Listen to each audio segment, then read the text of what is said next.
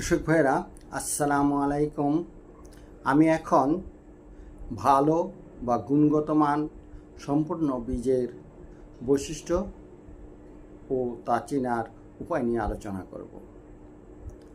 আমাদের দেশে একটা প্রচলিত প্রবাদ রয়েছে, বীজ গুণে ফল।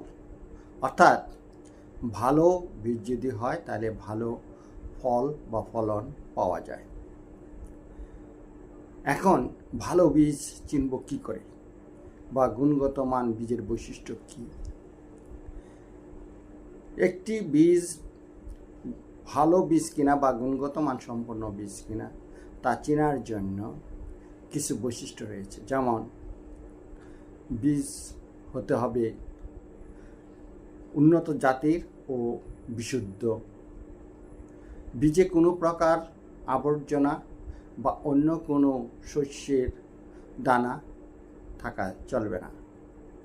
বীজ হবে উজ্জ্বল প্রকৃতির। প্রতিটি বীজ আকারে সমান হবে। বীজে কোনো প্রকার পোকা বা রোগের দাগ থাকবে না এবং ক্ষতও থাকবে না। তাছাড়া বীজের অঙ্কুরোদ্গম ক্ষমতা হবে 95 থেকে 100%। অবশ্যই এটা পরীক্ষা ছাড়া বোঝা যাবে না। তবে বিভিন্ন কোম্পানি তাদের বীজের প্যাকেটে অঙ্কুরোদ্গমের শতকরা হার দিয়ে থাকেন।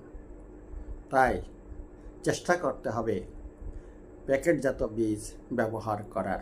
এতে জাতের বিশুদ্ধতা তুলনামূলকভাবে খোলা বাজারের চেয়ে ভালো পাওয়া যাবে।